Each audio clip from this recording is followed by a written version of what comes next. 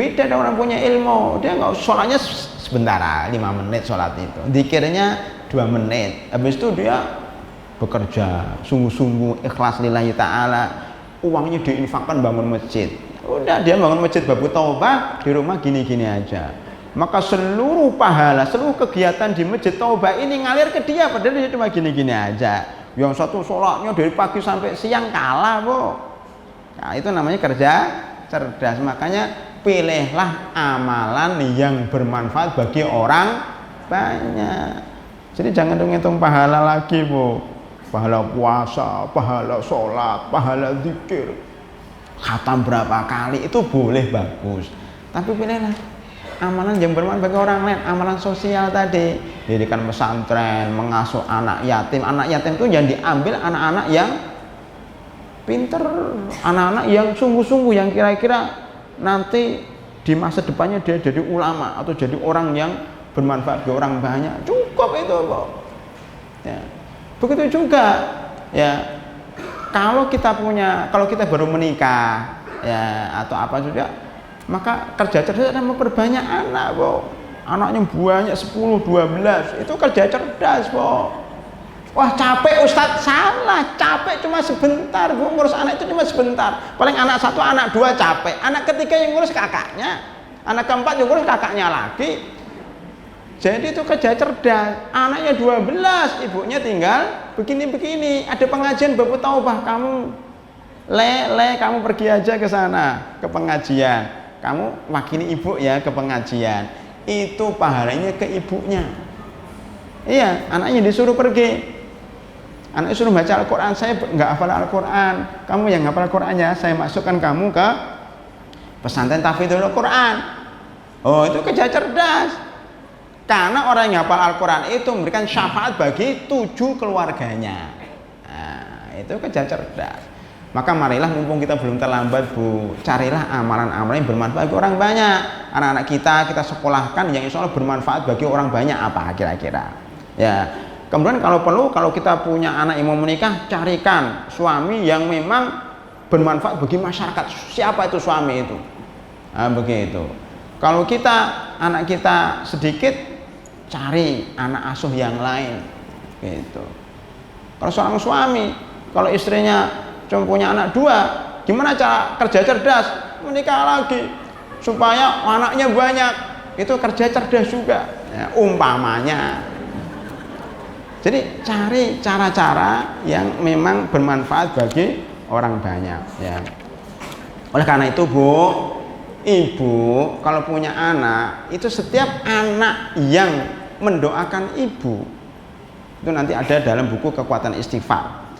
Kalau anak hanya mengatakan Rabbighfirli wali walidayya warhamhuma kama rabbayani shaghira, dan benar-benar dia doanya benar-benar dikabulkan Allah, maka ibu yang sudah di kuburan ini atau di surga itu naik derajatnya sekali doa. Satu anak itu. Kalau anaknya doa lagi, naik lagi, Bu. Itu kalau anaknya 1, kalau anaknya 4, langsung 4 lompatan. Enak kan? Kerja cerdas ya. Sebenarnya anak perusahaan, kalau orang pengusaha itu berarti ada anak-anak perusahaan banyak banget. Itu penghitungannya gitu, itu namanya ngitung pahala yang benar seperti itu. Jangan sekedar sholat, puasa ya, umroh berkali-kali itu enggak. Nah, ini saya tahu, umroh berkali-kali itu bukan kerja cerdas. Haji berkali-kali itu bukan kerja cerdas, bukan kerja cerdas. Makanya Majelis Ulama Indonesia memberikan fatwa tidak boleh haji berkali-kali. Kenapa? Sudah cukup haji itu sekali aja, tambahan itu nanti aja. Karena banyak yang antri, kasihan yang antri, membuat macet aja di sana. Ya, akhirnya kasihan yang belum haji sampai 7 tahun, 8 tahun nunggu. Kerja yang cerdas itu uang haji yang 40 juta, 50 juta itu dia belikan tanah, dirikan pesantren, kerja cerdas itu. Yang 40 juta itu dia pakai untuk biaya mahasiswa atau mahasiswi penghafal Al-Quran, kerja cerdas itu. Ibadah umroh tiap Ramadan, haji tiap tahun, sholat, itu ibadah-ibadah malda yang pahalanya untuk diri sendiri saja. Nah ini, Bu, ya. Tips ke-8, masih banyak ternyata. Menggunakan waktu yang tersedia untuk menyelesaikan sebuah program. Ya. Ahli hikmah mengatakan gunakan setiap menit yang ada dan gunakan setiap jam yang ada, maka akan menjadi sangat berharga bagi kehidupan Anda. Ini ada satu contoh, Bu. Namanya Christophilos. Ini orang barat yang pekerjaannya itu tukang lift, tukang perbaiki lift di barat sana. Tapi dia tidak pernah putus asa. Setiap jam pulang dari kerja, sebelum meletakkan tasnya, dia sempatkan untuk membaca buku tentang nuklir 1 jam tiap hari. Tukang lift menjadi ahli nuklir hanya karena setiap harinya membaca buku tentang nuklir 1 jam, sehingga dia akhirnya dipanggil oleh Amerika Serikat menjadi staf nuklir di Amerika sana, dan gajinya sampai 110.000 juta dolar, 10.000 dolar. Nah, ini terus ya. Jadi hanya gara-gara dia membaca 1 jam tiap hari. Ibu juga bisa, ibu akan menjadi ahli fikih. Kalau setiap jam sebelum ke rumah, ibu membaca kitab fikih setiap 1 jam aja. Dari kitab Toharoh sampai kitab sholat sampai kitab zakat. Ibu kalau rutin gitu tiap hari, ibu jadi ahli fikih. Dan ibu akan jadi ahli tafsir kalau ibu membaca 1 jam tiap hari tafsir. Saya kemarin ngisi di beberapa masjid, kalau nggak salah di Masjid Nur Barokah Bandara itu ada seorang jamaah, dia pegawai di Angkasa Pura, Bu. Tetapi dia ngatakan, Ustadz, saya sudah khatam tafsir Ibnu Katsir berkali-kali. Loh, gimana caranya? Saya setiap 1 jam membaca tafsir tiap hari, sehingga khatam tafsir Ibnu Katsir. Oh, saya aja nggak khatam, dia sudah khatam. Karena kontinu, kok. Bisa nggak ibu kira-kira baca buku yang bahasa Indonesia, apalah itu, 1 jam tiap hari, ambil tafsir atau hadis atau fikih, insya Allah ibu jadi ahlinya. Jadi manfaatkan 1 jam saja. Ini pada halaman 73 saya berikan contoh 5 menit itu kalau kita buang sia-sia 5 menit untuk makan saja. Kalau umur kita ini 72 tahun, berarti 5 menit itu sama dengan 3 bulan ya. 10 jam sama dengan 30 tahun. Kalau kita bahas, Bu, ya, kalau di sini soalnya ada tulisannya enak banget, tidur 8 jam sehari itu sama dengan 23 tahun. Jadi ibu itu umur 50 tahun sebenarnya tidurnya itu 20 tahun sendiri, Bu. Dihitung-hitung. Coba ibu hitung nanti ya. Kerja 6 sampai 7 jam per hari itu sama dengan 21 tahun. Makan dan minum setiap harinya 1,5 jam. Coba ditulis, ibu makan dan minum berapa jam per harinya, sama dengan 4,5 tahun.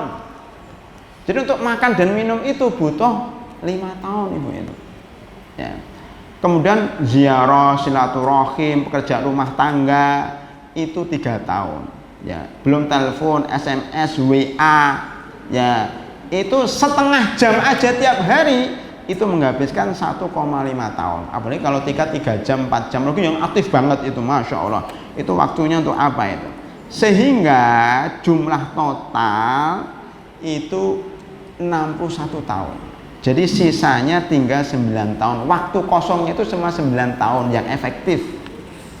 Itu belum dikurangi waktu bayi ya, waktu kita anak-anak. Terus kapan kita ngerjakan sebuah cita-cita? Yang ngerjakan sesuatu untuk meraih cita-cita, apalagi nulis, apalagi baca, nyelesaikan buku, kapan?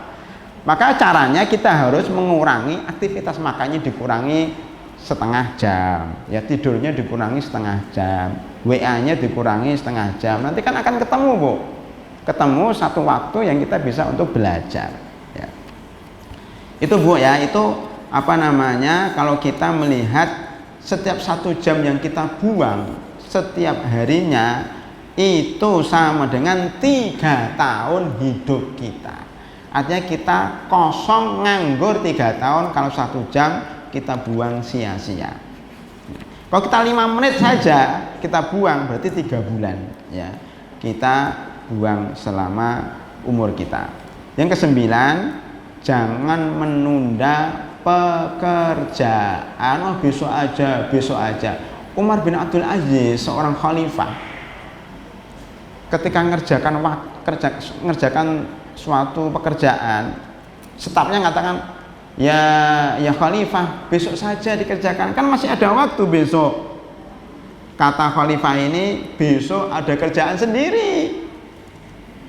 Ibu tolong Bu, sekarang Ibu coba Ibu targetkan gini aja, nggak usah susah-susah, baca Al-Quran 1 juz satu hari. Ibu lagi sibuk nih jadi panitia halal bihalal umpamanya. Besok aja lah 1 juz. Apa yang terjadi Bu? Apa yang terjadi? Besok jadi 2 juz. Padahal 1 juz jadi 2 juz kan? Tapi kalau 2 hari sudah nggak baca Quran, berarti 2 hari sudah 2 juz. 2 juz itu ditumpukkan ke berikutnya, pasti numpuk. Makanya orang pintar mengatakan kerjaan berat itu adalah pekerjaan ringan yang kita tumpuk. Contohnya Ibu nyuci piring, coba nanti dipraktekkan di rumah Bu ya. Piring sehari itu besok aja.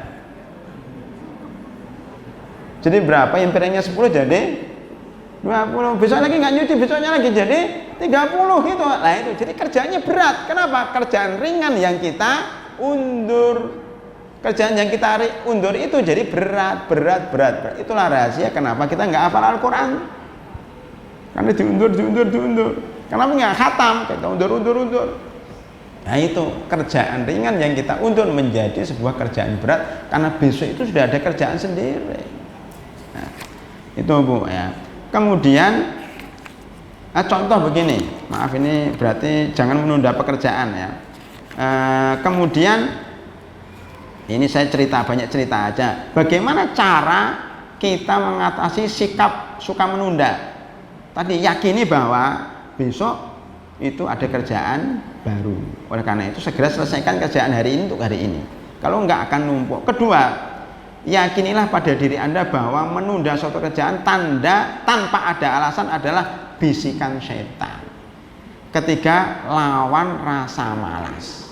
Itu cara kita menghadapi perasaan untuk menunda kerjaan. Yang ke-10, berkonsentrasi pada hasil. Saya ingin menyebutkan gini, ini mungkin kena untuk ibu-ibu. Ada 3 tipe orang sibuk. Ibu kan sibuk kan sekarang kan? Ada 3 tipe orang sibuk. Yang pertama, orang yang suka mencari kesibukan. Yang penting sibuk, terserah apa.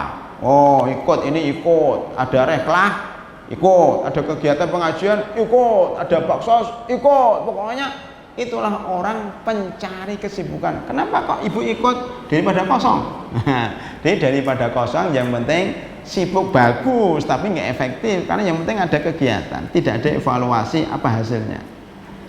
Jadi kelihatannya sibuk banget tapi setelah 5 tahun apa hasilnya nggak ada kan? Pokoknya ikut sibuk aja, tidak ada rencana. Asal kerja ini nggak benar. Yang kedua, kelompok reaksioner. Maksudnya dia sibuk itu karena ngurusin masalah. Sekarang ibunya sakit, anaknya sakit, suaminya sakit, dia sibuk. Ini mau mudik, sibuk, kan gitu. Ini ada panitia Pak, sibuk. Jadi dia itu hanya kerjaannya tiap hari itu hanya menyelesaikan problem-problem rumah tangga aja. Problem anaknya, problem suaminya, problem orang tuanya, problem RT RW-nya. Jadi sibuknya apa? Menyelesaikan masalah saja, tapi nggak punya program cita-cita. Yang terakhir yang paling baik adalah orang yang punya visi dan misi, punya rancangan ke depan. Saya 5 tahun ke depan mau apa? Gitu. Saya harus hafal 5 juz selama setahun. Nah itu baru canggih orang ini. Saya harus bisa membaca buku 20 buku sama setahun. Jadi setiap bulan saya baca 1 buku selesai. Jadi tidak disebutkan dengan masalah. Ada masalah ya sekedarnya. Habis itu dia mulai lagi membuat pekerjaan. Inilah kelemahan umat Islam sekarang, Bu. Umat Islam sekarang itu kelemahannya dia hanya sibuk menyikapi masalah yang dibebani kepada kita, hanya mengerjakan PR terus. Tapi nggak punya visi dan program. Makanya kalah umat Islam. Kenapa? Orang lain bekerja membuat visi dan misi, kita sibuk menyelesaikan PR. Jadi sibuk baik, tapi yang paling baik adalah orang yang sibuk sedang mengejar sebuah cita-cita. Contoh yang paling mudah, Bu. Ketika ibu mudik, saya dulu pernah mudik 5 kali atau 6 kali naik mobil sendiri. Kalau 4 kali terakhir naik kereta, jadi nggak ada tantangan. Dulu ketika naik mobil sendiri dari Jakarta ke Solo atau ke Klaten, itu ada target, Bu. Saya keluar dari rumah jam 6. Keluar dari rumah waktu saya tinggal di Jakarta, saya harus sampai Klaten jam 6 sore. Target, Bu. Itu bagus. Kita nyoba gini, ada warung makan, kita mampir dulu makan, jangan. Tujuan kita Klaten, bukan di sini terus. Nah, ada apa, tontonan apa nanti, itu kan hanya sambilan. Tujuan kita di sono, targetnya jam 6. Nyampe jam 6, Bu. Karena konsentrasi pada hasil. Kalau kita enggak, ada yang mudik itu 3 hari 4 hari baru nyampe. Karena apa? Ada tempat wisata, berhenti dulu di situ sampai sehari, harus nginep dulu, nyewa hotel dulu. Ada teman saya seperti itu. Ini apalagi, wah, ada jajannya, kita turun dulu, ingin penasaran rumah makannya kok enak banget. Nah, turun dulu. Sampai rumahnya kapan? Enggak jelas, karena enggak ada target. Maka Bu, kalau hidup itu buatlah target. Saya setahun ini harus ini, tahun depan harus begini, tahun depan harus begini. Nah, itu target, termasuk pengajian ini. Kami harapkan pengurus pengajian buat target, Bu. Ibu-ibu selama setahun ke depan dapat apa? Umpamanya, memang materi banyak, tapi ada nggak evaluasi? Maksudnya ada pertanyaan-pertanyaan, bisa nggak jawab Ibu mamanya? Nah, makanya kalau bisa ada target materi apa? Ibu pengajian di Babu Taubah ini selama setahun akan menguasai A, B, C, D. Nah, itu target. Sehingga 5 tahun pengajian ini bisa ditebak ibu-ibu akan jadi apa. Ya, namanya pengajar tafsir, pengajar fikih. Paling tidak ibu-ibu yang ada di sini 5 tahun sudah hafal 3 juz. Nah, gitu, ada targetnya. Ini nanti selesai ini, naik tingkat ini, naik tingkat ini, naik tingkat ini. Sini ada enggak? Namanya habis ini naik tingkat ini, sehingga alumni Babu Taubah itu jadi ustadzah. Nah, berapa tahun kira-kira? Nah, untuk jadi ustadzah yang bisa ceramah, bisa ngisi itu kira-kira butuh berapa tahun untuk ngaji di Babu Taubah ini? Jangan jadi pendengar selama hidup, harus meningkat. Nah, itu namanya punya visi dan misi. Nah, itu namanya konsentrasi pada hasil. Jangan sibuk saja, Bu, tapi sibuknya harus ada target. Yang ke-11, mengatur skala prioritas. Yang kita prioritaskan apa? Untuk ibu-ibu itu prioritasnya apa, Bu? Kira-kira, Bu? Ada penting dan mendesak. Yang kedua, ada penting yang tidak mendesak. Ada tidak penting dan tidak mendesak. Ada tidak penting dan tidak mendesak. Yang kira-kira kita dahulukan yang mana, Bu? Yang penting dan tidak mendesak. Kalau penting mendesak ini berarti darurat ini. Itu ya nggak punya visi. Tadi saya katakan hanya menyelesaikan masalah-masalah hidupnya saja. Ini penting dan mendesak. Yang kita targetkan adalah penting dan tidak mendesak. Artinya ada target-target, lompatan-lompatan tertentu. Maka prioritaskan. Ini ada teori yang namanya teori Pareto. Apa, Bu? Teori Pareto. Apa Pareto itu?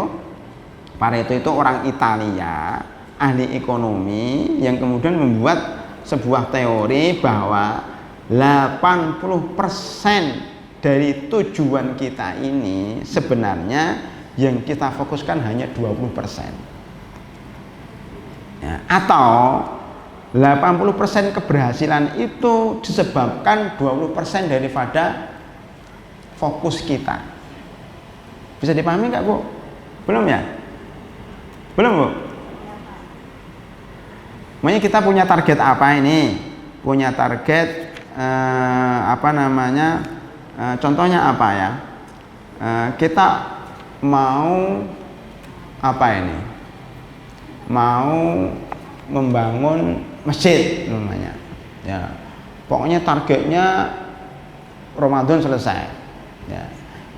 Itu yang 80% pencapaian itu karena fokus kita pada 20%. 20% hasil kerja kita. Kita namanya kepengen apa lagi? Kepengen umpamanya tadi hafal Al-Quran. Ya. Maka keberhasilan kita 80% itu ditentukan karena fokus kita yang 20%. Fokus. Saya nulis buku ini aja, Bu. Saya nulis buku ini kan perlu visi dan misi, kapan selesainya, kapan dicetaknya, kapan dikirimnya. Itu terlaksana karena kita fokus. Kita punya hidup ini, kita fokuskan 20% untuk itu. Maka jadi berhasil. Jadi harus fokus, Bu. Kalau nggak fokus, kata nulis, kalau nggak fokus nggak selesai. Ada beberapa buku yang saya tulis bertahun-tahun nggak selesai karena nggak fokus. Fokuskan pada hasil. Jadi maka namanya skala prioritas. Ada contoh lain, namanya ibu-ibu ini kan ada yang ngurusi anak, ngurusi suami, ngurusi pengajian, ngurusin RT, ngurusi RW, ngurusi sekolah. Apa fokus ibu? Apa fokus ibu sekarang? Itu yang ibu fokuskan, itu pekerjaan itu. Saya juga ngudi, saya juga ngurusin istri, saya juga ngurusin anak, saya juga mungkin bekerja, saya juga. Tapi fokusnya apa? Namanya saya fokusnya mencari ilmu, atau fokusnya berdakwah, atau fokusnya pengajian. Nah ini yang 20% ya, itu akan menghasilkan 80%. Yang tidak fokus nggak berhasil ya. Itu namanya teori Pareto. Ini agak susah dicerna, tapi insya Allah lama-lama akan paham.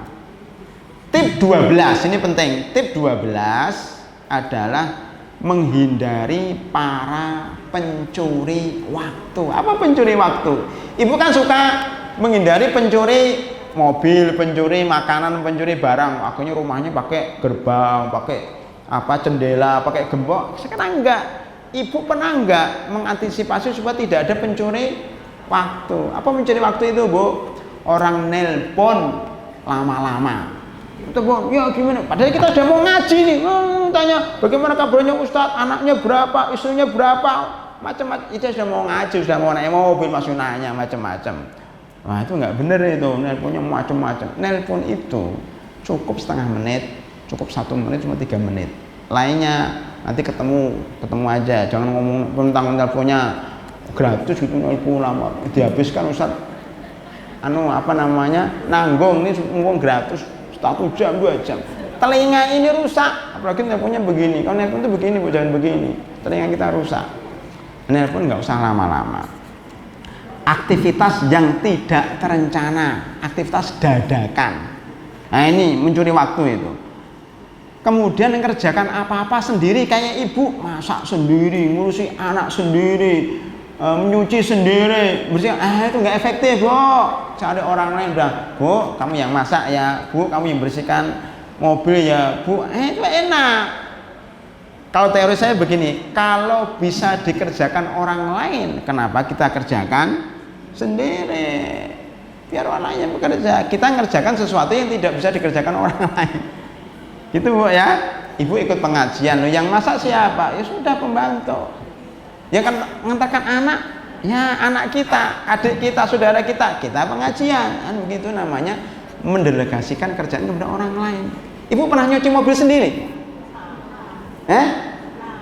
Pernah? Nggak efektif itu, ada pencucian mobil banyak. Ibu nyuci sendiri, nggak efektif. Ada laundry. Nyetrika orang lain, ngapain kita susah-susah nyetrika? Ada uang juga nih bayar, selesai. Sama-sama sudah tercuci, sama sudah nyetrika, tapi kita nggak habis waktu, habis uang nggak apa-apa. Uang itu lebih rendah dibandingkan waktu, Bu, tadi. Waktu adalah uang. Ya sudah, kita waktu jangan sampai terbuang hanya gara-gara semua dikerjakan sendiri, cari orang lain. Orang yang bertamu tanpa janjian, ini musibah ini. Bener, orang mau pengajian datang tamu dari jauh, gimana? Mau nolak nggak enak, mau nerima tamu kok kita ada janjian sama orang lain, masuk kantor harus tepat waktu. Ini tamu datang mendadak. Maka, Bu, kalau bertamu itu janjian dulu. Ustadz mau datang jam berapa? Gini, oh iya saya dijanjian. Jangan langsung duduk. Siapa ini nggak ada janjian? Lah, ini ada seorang syekh di Kuwait. Ini cerita dari teman saya yang belajar di Kuwait. Dia kunjung ke rumah dia. pengunjung datang langsung, apa keperluannya Anda? Gitu langsung. Oh gini, sudah selesai, bukakan pintunya, silakan Anda keluar. Sudah selesai keperluan Anda. Gitu. Ya tidak harus ngusir, tapi tahu diri lah. Kalau sudah selesai keperluan, diem aja, Bu. Gimana? Oh berarti ini sudah dia minta izin. Kalau dia kan nggak orang Arab kan, silahkan Anda keluar karena sudah selesai pekerjaan Anda. Saya ada kerjaan lain. Maksudnya begitu. Itu kalau orang Arab langsung ngomong gitu. Ini kepada muridnya, kalau sama temannya jangan begitu, sama muridnya nggak apa-apa. Artinya apa? Tamu yang mendadak datang tanpa janjian ini mencuri waktu kita. Apalagi di rumah itu lama-lama banget. Makanya Bu, kalau di rumah supaya tamunya nggak lama-lama, jangan pakai AC, jangan pakai kursi empuk, jangan pakai karpet. Dia nggak betah keluar. Nggak, ini sekedar ini aja. Maksud saya itu mencuri waktu kalau orang betah di rumah kita. Coba seharian orang itu di rumah kita terganggu nggak? Terganggu, kan serba nggak enak. Makanya di Mesir itu Bu, Ibu di Mesir pernah Mesir Bu, itu penjual roti sandwich itu kursinya tinggi-tinggi Bu, tinggi-tinggi, kemudian keras, nggak empuk. Supaya apa? Dia makannya cepet, ya, makan sudah selesai. Beda dengan kita kan Bu, di rumah makan tuh kursinya empuk, tempatnya asik, itu dari sisi bisnis nggak bagus itu. Kenapa? Orang mau ke situ sudah penuh, akhirnya dia pindah tempat lain. Karena dia kan dia beli lama banget, cuma beli air teh 1 jam di situ. Makanya di Mesir itu ada sebagian rumah makan yang tidak diberi tempat duduk, beli pergi. Jadi waktunya itu dipakai untuk tempatnya dipakai orang lain. Baik, terusnya apalagi? Mengobrol kanan kiri, ya, ngalor ngidul, nggak jelas, nggak ada tujuan, hanya ngisi waktu. Kelima, banyak rapat, banyak pertemuan, rapatnya 2 jam 3 jam, rapat itu setengah jam cukup. Keenam, tidak memanakan waktu-waktu mati. Waktu-waktu mati itu apa? Nunggu suami jemput itu waktu mati, ya. Nunggu angkot, macet. Ini kan tadi saya masuk dari belakang Bu, ke arah Pekayon macet total. Itu waktu mati, artinya waktu yang akan kita itu umur kita habis di jalan. Maka saya gunakan kalau kemana-mana menggunakan Waze itu ada aplikasi, mungkin sudah tahu, Google Map, tapi yang Waze itu akan menunjukkan mana tempat yang tidak macet. Nah, makanya kalau di sana macet, saya tadi lewat mana? Lewat Narogong, ternyata nggak macet, ceret, hanya 25 menit. Kalau kita lewat tol Bekasi Barat bisa 1,5 jam. Ya. Nah, itu termasuk menghindari waktu-waktu mati. Kita di angkot, di bis, di kereta waktu mati. Perjalanan dari Solo ke Jakarta itu 8 jam naik kereta. Itu waktu mati itu. Maka ada yang mengatakan carilah waktu malam supaya kita di sana bisa tidur. Daripada tidur di rumah mendingan tidur di kereta, sama-sama tidur. Cuma bedanya kereta nyampe, ya, di rumah nggak nyampe kemana-mana kan gitu. Ada yang mengatakan seperti itu, carilah waktu malam untuk bepergian karena kita bisa tidur sehingga waktunya nggak terbuang. Ya.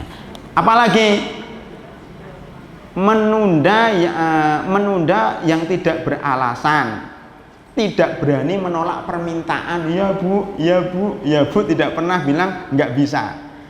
Nonton TV, browsing internet, Facebook, Twitter, WA. Waktu saya nulis ini belum ada WA. Ke-10, dering telepon dan HP. Ya, ini juga hal-hal yang tidak bermanfaat. Ya. Baik. Ke-13, fokus pada satu pekerjaan, sudah saya sebutkan tadi. Yang ke-14, mendelegasikan pekerjaan kepada orang lain, jangan dikerjakan sendiri. Ke-15, kenalilah waktu di mana Anda lebih produktif. Ini penting. Ya, waktunya sudah habis, kalau sudah mau selesai. Ya sudah selesai, 3 menit lagi. Maksudnya begini Bu, ibu itu dalam 1 minggu itu lihat, ibu itu paling semangat waktu kapan? Atau habis subuh Ustaz, waktu subuh itu pakai. Jangan waktu subuh masih seger kita malah lihat televisi, nggak benar itu. Waktu subuh itu dipakai untuk mengaji, membaca, menulis. Sudah capek dari pengajian gini, barulah kita santai-santai di rumah baca koran, masak, nonton televisi, umpamanya ada siaran-siaran yang santai tapi bermanfaat. Itu ketika kita capek. Kalau kita lagi semangat seperti ini, jangan dipakai untuk kerjaan-kerjaan seperti itu. Kemudian yang ke-16, bagaimana cara menghadapi kebosanan. Bosan itu begini, kalau kita mengaji gini jenuh, Bu, kita berdiri. Kalau saya jenuh, kita berdiri. Enggak, cuma contoh aja. Kalau kita berdiri jenuh, badannya digini-ginikan. Ibu kalau pernah belajar, Bu, menghafal Al-Quran atau belajar apa, mesti kadang-kadang jenuh, 1 jam, 2 jam belajar. Itu caranya begitu ya. Kemudian cari posisi, kalau di rumah jenuh, keluar lihat pemandangan. Kalau jenuh di rumah, ke masjid, kayak gitu. Itu untuk menghindari kejenuhan ya, atau ngobrol dengan orang lain. Coba kamu baca, saya dengar. Ayo kita saling belajar bersama, itu juga menghindari kejenuhan ya. Yang ke-17, hindari hal-hal yang dapat mengalihkan perhatian Anda. Saya punya seorang guru, Bu, di Bogor, guru hafal Al-Quran. Dia itu dulu waktu kecil kalau menghafalkan menghadap tembok, Bu. Menghadap tembok. Kenapa? Kalau dia menghadap pintu, itu mesti baru baca gini, siapa yang keluar itu. Ini dulu saya di Madinah begitu, ada teman-teman yang kelihatannya belajar, Bu, dari pagi sampai malam belajar, tapi belajarnya menghadap pintu. Jadi ada orang datang, lihat siapa itu yang datang itu. Siapa itu yang tadi? Siapa itu? Ada orang tengkar, dilihat. Jadi kelihatannya belajar 5 jam, tapi nggak efektif. Ada temen yang dia tuh belajar ngadep tembok, orang mau tengkar, mau ada jalan kaki, mau dia cuek aja dia belajar. Ini seorang kiai namanya Kiai Abdullah di Bogor. Itu kalau ada orang buka pintu kamar dia, dilempar sandal, buat gitu. Akhirnya dia nggak jadi masuk. Ada orang masuk, lempar sandal lagi juga. Akhirnya dia bisa hafal Al-Quran cepat. Karena apa? Konsentrasi. Ya, kemudian saya ketemu di Sulawesi, ketemu dengan seorang dokter. Dokter ini hafal Al-Quran, loh, dalam waktu 40 hari. Ya, kenapa? Dia mencari suatu suasana khusus di tempat khusus, dia hafal Al-Quran di situ. Maka dia HP-nya dimatikan. Dia tidak pernah berhubungan dengan keluarganya, dan dia di luar kota sehingga tidak terganggu. Coba dia menghafal di rumah kayak ibu ini. Saya kira nggak bisa, mesti anaknya, suaminya, teman-temannya mesti ngerecokin dia kan. Tapi kalau dia nyepi kemana, konsentrasi 40 hari bisa hafal Al-Quran, subhanallah. Jadi memang kadang-kadang perlu hindari hal-hal yang mengalihkan perhatian. Saya ada pesantren Al-Islam itu. Saya lihat mahasiswa-mahasiswanya kok hafalnya susah. Ternyata apa? Dia punya HP Android lagi. Nah, ini ganggu, makanya dilarang HP-nya. Kalau dilarang HP-nya, cepat menghafalnya. Jadi ternyata apa? Banyak yang tidak konsentrasi gara-gara HP, termasuk anak-anak ibu yang masih SD, SMP. Jangan diberikan HP, Bu. HP sih itu nggak belajar itu. Ya, berikan HP pada waktu tertentu saja. Ya. Ke-18, menganalisa di mana Anda menghabiskan banyak waktu. Di dapur berapa jam dihitung, Bu? Ibu di dapur berapa jam? Di tempat pencucian berapa jam? Ditulis itu, Bu. Oh, ternyata hidup saya ini nggak maju-maju gara-gara banyak di dapur. Kan ibu-ibu gitu. Kalau nggak dijamin, nggak selesai-selesai, Bu. Maka kalau bisa ibu ke dapur itu dijamin. Saya di dapur hanya setengah jam. Matang nggak matang, saya keluar dari dapur. Itu ibu akan terkontrol agar menyelesaikan waktu setengah jam. Iya, kalau nggak gitu nggak selesai. Coba ibu rumah, mesti aja ada yang kurang beres, bener nggak? Kursinya dipindah lagi, nanti dipindah lagi, ini belum bersih, dipel lagi, nggak selesai. Maka dijamin kerjaan rumah tangga itu. Selalu rencanakan waktu untuk kegiatan tidak terduga, sisakan waktu untuk kegiatan tidak terduga sebagaimana ibu kalau ada anggaran tidak terduga. Nah, itu untuk program tidak terduga. Ke-20, membagi tugas yang panjang dalam kegiatan yang lebih kecil. Ini penting, Bu. Ibu, kalau ibu mau ngangkat pasir 1 truk sekali bisa nggak? Nggak bisa. Caranya apa? Pasir itu masukkan dalam ember, 1 ember bawah, 1 ember bawah, 1 ember bawah, akhirnya keangkat semua. Makanya Bu, kalau ada kerjaan berat Bu, nyuci itu udah 55 tiap hari itu ringan. Tapi kalau langsung satu lemari dicuci berat. Nyetrika pun begitu, nyetrika itu 33 nggak terasa. Jadi kalau satu tumpuk berat. Jadi memecah atau membagi tugas yang panjang dalam kegiatan yang lebih kecil. Yang terakhir, bergaul dengan orang-orang yang menghargai waktu. Jangan bergaul orang yang suka membuang waktu, diajak jalan-jalan, kuliner, wisata ke sana, wisata ke sini, habis waktu ibu. Ya.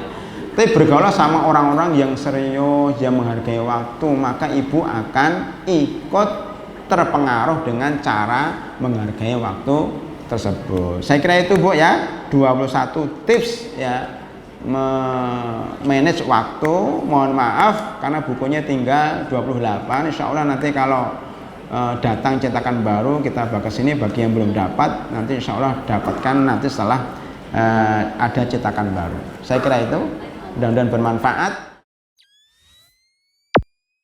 Anda juga bisa mengunjungi Facebook kami di facebook.com/amanahinsanmadani atau bisa tonton kami di youtube.com/sahabatyamima dan follow Twitter kami di twitter.com/@sahabat_yamima. Sahabat Yamima, peduli dan memahami.